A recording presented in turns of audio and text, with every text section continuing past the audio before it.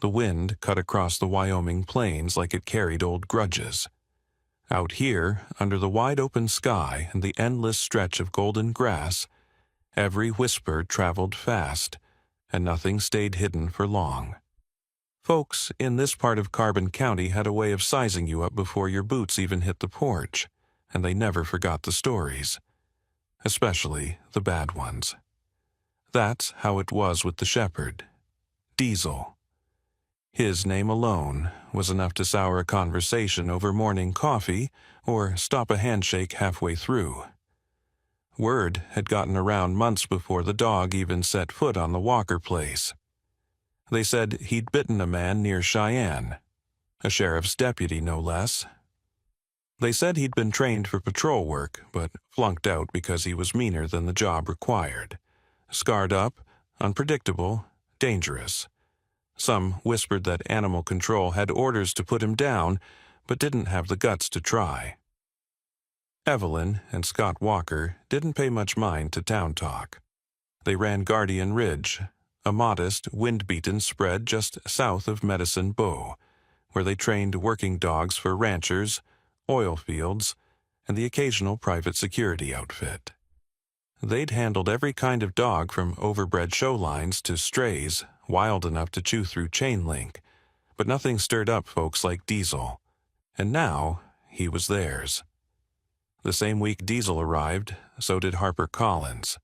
The girl came quieter than the dog, tucked into the back seat of Evelyn's weathered Chevy, her small frame half swallowed by an oversized sweatshirt, her dark hair tangled around her shoulders like a curtain. 10 years old and already carrying enough weight in her eyes to make grown men uneasy. Her parents' wreck had happened 6 weeks prior. A backroad accident on black ice, the kind that left silence in its wake and no one to answer the questions folks were too polite to ask out loud. With no close relatives willing or able, Harper landed here with people she barely knew, on land that smelled like sagebrush and the dry promise of another hard winter.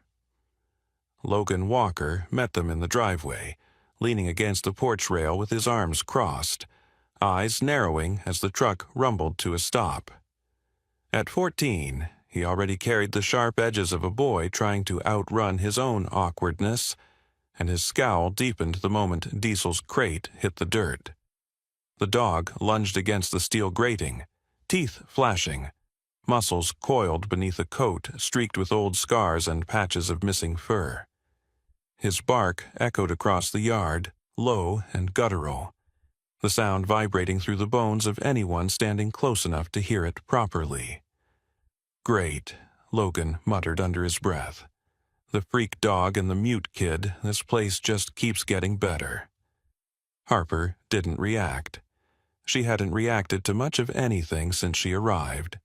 Just drifted between rooms like a ghost, eating when asked, nodding when spoken to, her words buried beneath layers of something nobody could quite name. Diesel's crate stayed near the barn for the first week, chained and padlocked, a perimeter of caution tape more symbolic than effective. Visitors gave the place a wide berth.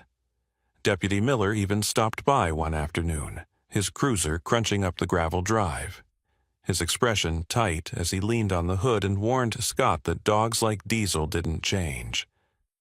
Scott only shrugged. "Neither do people," he'd answered, patting the deputy on the shoulder before walking back toward the kennels. They all watched Diesel from a distance, gauging his snarls, tracking his pacing like storm chasers waiting for the sky to split. And through it all, Harper kept to herself, slipping around corners, avoiding Logan's sideways looks and the hushed tension that followed every mealtime. It was a Tuesday when everything started to tilt sideways. The morning had been uneventful. Scott fixing fence lines, Evelyn filling feed bins, Logan pretending to care about his online classes while secretly texting friends from town. The house creaked with the usual rhythm of Wyoming wind and routine chores. By mid-afternoon, Evelyn and Scott headed into Rawlins for supplies, a trip that usually stretched longer than planned, given the 2-hour round trip and the inevitable small-town run-ins.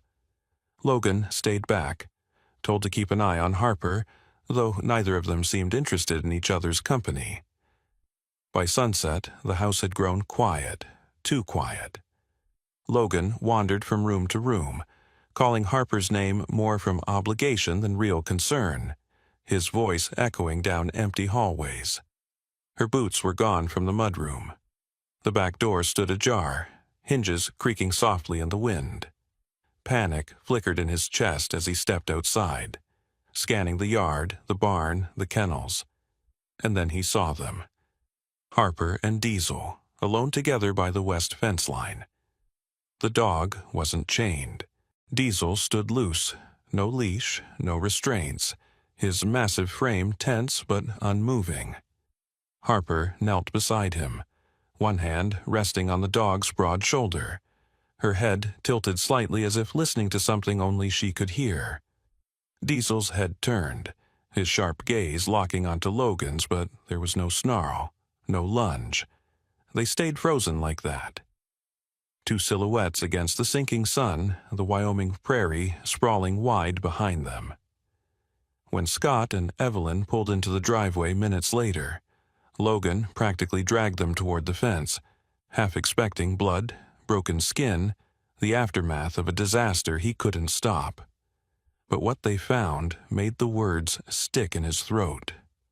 Harper, sitting cross-legged in the dirt, her palm pressed against Diesel's chest, the dog sprawled beside her, his breathing steady, his eyes alert but calm. A ferocious animal reduced to quiet stillness, a frightened girl anchored in the presence of the thing everyone else feared.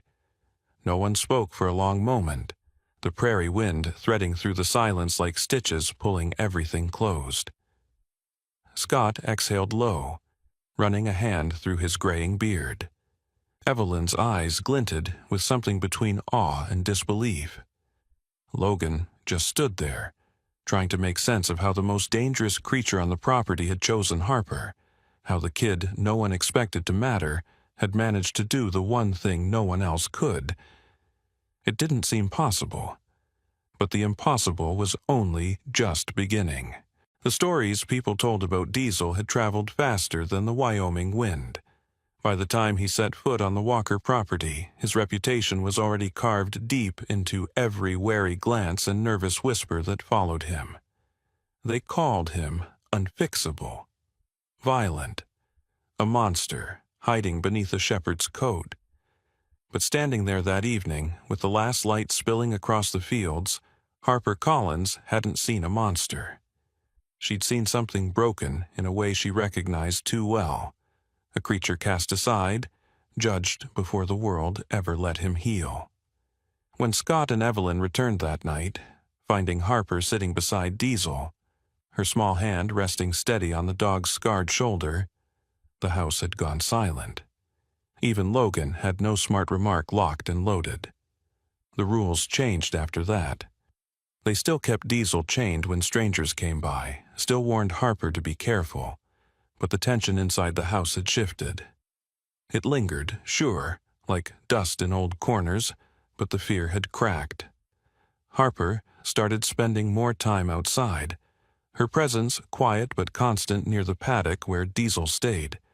She'd sit beside him on the hard-packed dirt, legs crossed, sketchbook in her lap, filling page after page with charcoal smudges of wide fields, sharp eyes, fur matted with old scars. Diesel would watch her, still wary, his body tense, but the growl that once simmered under his ribs faded the longer she stayed. Evelyn noticed first, the way the shepherd's ears perked when Harper's footsteps crunched across the gravel, the way his broad chest rose and fell slower when she sat nearby. Scott said little, but his eyes stayed sharp, tracking every interaction like a man who'd seen one too many bad endings. Logan, meanwhile, hovered between suspicion and something that looked uncomfortably close to curiosity. The next week, Logan's frustration boiled over. He'd never liked how easily Harper slipped into their lives, her silence like some kind of shield he couldn't crack. But the way Diesel, the so-called monster, chose her over everyone else, that gnawed him worse than jealousy ever could. One afternoon, while Evelyn and Scott hauled supplies to the upper pasture, Logan lingered near the paddock, his sneakers kicking up dry dust, eyes locked on Diesel. Harper crouched beside the dog, her hand moving gentle circles along Diesel's side. The shepherd's eyes stayed half-lidded, his body curled against the ground, a picture of uneasy peace. Logan grabbed a stray stick from the fence line, tapping it against the metal post just loud enough to stir tension. Diesel's ears twitched, but he didn't rise. "Funny how you're the only one he doesn't snap at," Logan muttered, voice low, sharp as flint. "It's like you've got the same broken wiring." Harper's fingers paused, hovering in Diesel's fur. She didn't respond, but the faint tightening of her shoulders told Logan enough. "Bet if I shoved you right now, that dog'd tear me apart." Logan pushed further, stepping close, testing boundaries that weren't his to test. Before Harper could react, Logan bumped her arm with his shoulder. Not rough enough to bruise, but enough to jolt her off balance. Diesel moved fast, his body coiled upright, head snapping toward Logan, muscles drawn tight, hackles bristling. But he didn't lunge. He stood between them, broad chest blocking Logan's reach, eyes locked with the boy's, unreadable but steady. His growl was low, a warning, not a threat. Harper pressed a hand to Diesel's side, her palm flat, firm. The dog stilled instantly, the growl dissolving into quiet breath. Logan took a slow step back, throat dry, the adrenaline settling into the cracks of his false bravado.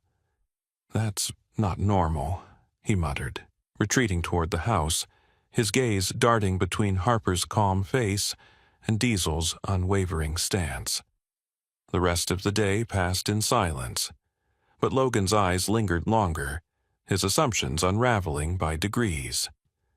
Later that week, Scott decided it was time for a real test. He'd seen enough, heard enough whispers from Deputy Miller, neighbors raising concerns. They couldn't keep living in limbo, wondering if Diesel's so-called transformation was luck or something real. They left Harper and Diesel alone in the house, cameras set discreetly around the main room, Scott monitoring from the barn loft, radio in hand. Evelyn fidgeted beside him, her worry etched across her face. Logan leaned against the rail, arms crossed, every muscle tight with skepticism. Minutes dragged like hours. The footage showed Harper curled up on the worn leather couch, sketchbook forgotten on the floor, Diesel stretched beside her, his head resting near her knees. His eyes stayed alert, tracking every sound, every shadow flickering past the window. But his body never tensed with aggression, never stirred with the promise of violence.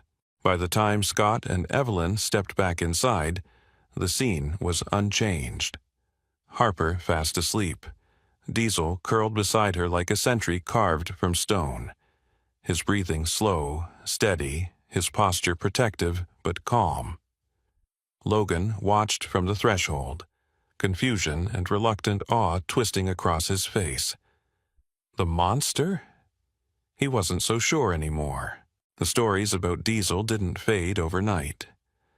In a place like Red Butte, Wyoming, bad reputations clung to folks and animals alike like prairie dust after rain.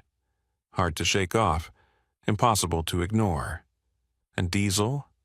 His name still carried weight in every half-whispered conversation at the feed store, every sidelong glance across the gas pumps, every tight-lipped warning shared at the town's only diner. But what happened on the Walker Ranch was different. Day after day, Harper and Diesel grew closer. It wasn't dramatic. No grand displays, no sudden breakthroughs, just quiet hours spent side by side in the shade of the barn, Harper's sketchbook balanced on her knees, Diesel's broad frame pressed against her boots like a living wall. At first, Logan Walker kept his distance, arms crossed, doubts sharp behind narrowed eyes, but even he couldn't deny the change. The wild edge in Diesel's stare dulled around Harper. His growl faded to a low hum of awareness, not hostility. His pacing slowed, his body language softer, measured. It was enough to stir talk in town. A neighbor passing by saw Harper brushing Diesel near the fence line. A delivery driver caught a glimpse of the girl and the so-called dangerous dog curled up by the porch. Word traveled fast. Deputy Miller showed up next, his cruiser crunching up the gravel drive, his jaw set, one hand resting near his belt buckle like the weight of his badge could keep things in line. "I heard things are changing," Miller remarked, watching Diesel through the windshield. The shepherd's body stretched along the porch, eyes alert but calm beneath Harper's steady hand. Scott Grayson shrugged. "You could say that." Miller's gaze stayed sharp. "You know how this looks. One wrong move, one neighbor scared enough to call me, and that dog's gone. Papers or not." Scott didn't argue. There wasn't much to say when you were walking a tightrope between public fear and private faith. But Harper kept showing up by Diesel's side. Morning, noon, dusk. Her quiet presence rooted deeper with every shared breath, every silent exchange. Diesel never strayed far from her shadow, his loyalty thickening like concrete poured between fractured stones. Logan watched all of it, confusion twisting tighter in his chest. The thing that should have scared Harper most, the snarling, scarred shepherd, had become her only anchor, and no one, not even Logan, could explain why it worked. So he tested it again. One afternoon, with Scott off in town and Evelyn tending to the younger dogs out back, Logan approached the porch where Harper and Diesel rested beneath the railing's long shadow. Harper sat cross-legged. Diesel sprawled beside her. His head lifted as Logan neared, ears flicking toward the subtle crunch of boots on gravel. Logan's steps slowed, every instinct warning him to keep distance, but curiosity overruled caution.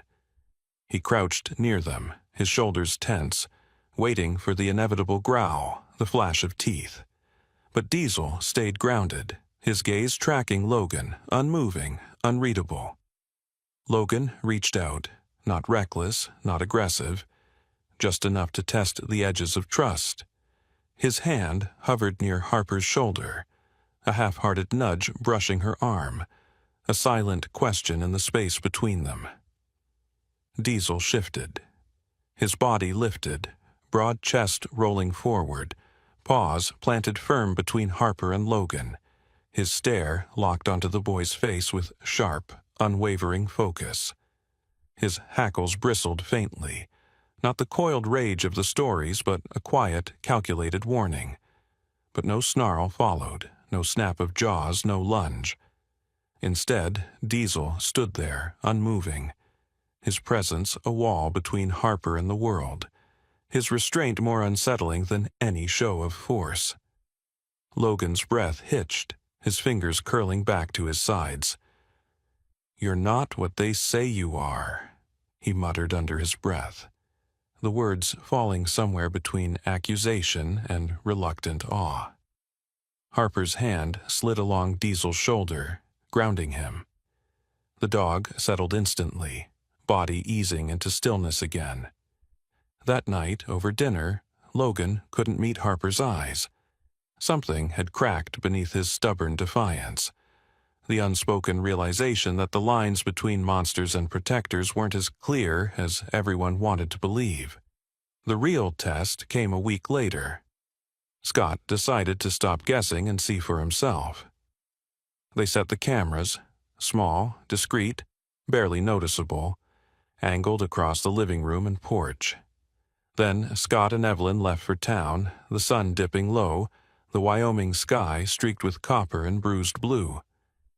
Logan stayed behind, monitoring from the barn loft, the old laptop flickering with grainy footage, tension tight as wire in his chest.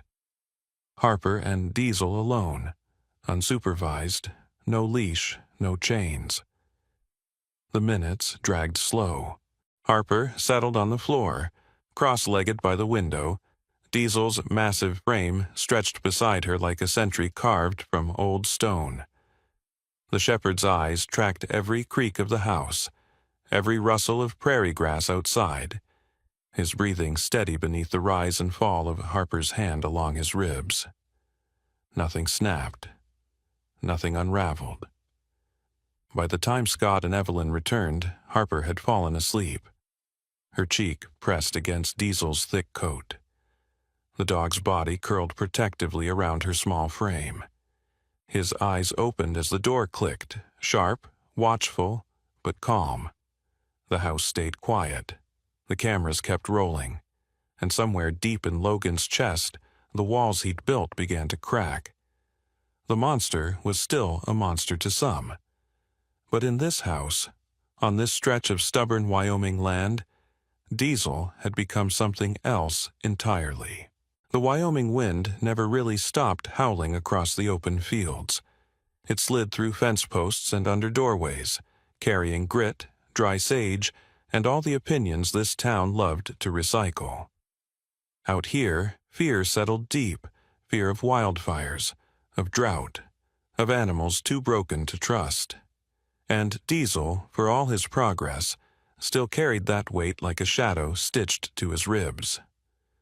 But something shifted after that test. Logan Walker started seeing the cracks in his own certainty. He couldn't unsee the way Diesel settled beside Harper, not like a weapon wound tight, but steady, present, patient in a way no one expected from a creature labeled dangerous. The boy still carried his doubts, but every evening they softened at the edges as Diesel trailed Harper across the yard, his scarred body never more than a few steps away. Deputy Miller wasn't so easily convinced. He pulled up to the Walker place 3 days later, his cruiser idling in a puff of dust, one hand resting heavy on his belt, the other gripping a clipboard thick with complaints from townsfolk still uneasy about the shepherd. He eyed Diesel, watched the dog stretch in the sun, the jagged scars along his flank stark against sleek fur. Rumors spreading faster than prairie fire, Miller said, approaching the porch where Scott leaned, coffee mug in hand. Some folks think you're harboring a hero, others, they're still waiting for the explosion. Scott shrugged. Let them wait. Miller's eyes narrowed, tracking Diesel's every movement as Harper approached, her small frame brushing against the dog's side like second nature. Diesel's ears flicked, his body relaxed, but his gaze never left Miller. You know this doesn't go away with a few quiet afternoons, the deputy muttered. Town's got a long memory. That dog's history doesn't just vanish. No, Scott agreed, but it doesn't define him either. Despite the tension simmering beneath every word, Diesel stayed grounded, unmoving, his loyalty coiled not in teeth or bared aggression, but in restraint. It wasn't until that night the town saw what Diesel truly was. The knock came late. The power had flickered earlier from high winds skimming the ridge, and the ranch lay quiet beneath the cold Wyoming stars. Scott was in the workshop, Evelyn upstairs sorting feed invoices. Harper curled on the worn couch, sketchbook balanced on her knees, Diesel a silent shadow at her side. The knock came again, sharp, erratic. Logan reached the door first, his chest tightening as he swung it open. A man stood there. Older, rough around the edges, clothes coated in road dust, eyes sharp with something colder than winter. His pickup idled at the end of the drive, half hidden in shadow. Flat tire, the stranger lied, his voice rough, gaze darting past Logan, scanning the quiet house. Something prickled beneath Logan's skin. Before he could answer, Diesel was there, a low, steady growl humming from deep in his chest, body planted firm between Harper and the stranger. The man's eyes flicked toward the dog, his confidence cracking just enough to notice. Logan stiffened, hand gripping the doorframe. "Dad's in the back. You can wait outside." But the man didn't leave. His foot hovered near the threshold, the implication simmering beneath forced politeness. Then Diesel moved. Not fast, not reckless, but deliberate. He stepped forward, muscles tight but controlled, his body blocking the entryway, every line of him reading danger without tipping into chaos. His teeth stayed hidden, his growl low, a warning sharp as barbed wire. The stranger hesitated. His posture shifted. He took a step back, and just like that, fear turned tail. The man retreated down the drive, muttering curses, his truck tires kicking gravel into the night as he sped off into darkness. Evelyn burst in seconds later, eyes wide, scanning the scene. Scott followed, hammer still clutched in his hand. Logan recounted everything: the knock, the stranger, Diesel holding the line without crossing it. Harper never left Diesel's side. Her hand stayed pressed to his shoulder, her breathing steady in rhythm with his. Deputy Miller arrived not long after, lights flashing along the fence line. The incident confirmed. A stranger scoping isolated ranches, testing locks, creeping close enough to steal more than just supplies. But not here, not with Diesel standing guard. Word spread fast. By morning, neighbors who once whispered warnings shifted their tune. The Walker Ranch wasn't housing a threat. It was harboring the protector no one else dared trust. Diesel's scars didn't fade, but neither did his loyalty. And for the first time, Harper wasn't just the quiet girl trailing a dangerous dog. She was the reason the monster never unleashed, the thread tethering him to a new kind of story. One not written in fear, but in choice. The story traveled through Red Butte faster than the dust storms rolling off the plains. By sunrise the next morning, folks from miles out already knew what happened. The stranger in the night, the dog that never snapped, the little girl who didn't flinch. Some twisted it into a tale of luck, others called it reckless, but no one could ignore what they'd seen. For the first time, Harper Collins wasn't the silent girl trailing in the shadows. She was the one they whispered about now, the one who sat beside the dog no one trusted, the one who somehow turned a feral, broken animal into a guardian. Even Deputy Miller showed up the next day without his clipboard, just a cautious nod and a look that carried more respect than words ever could.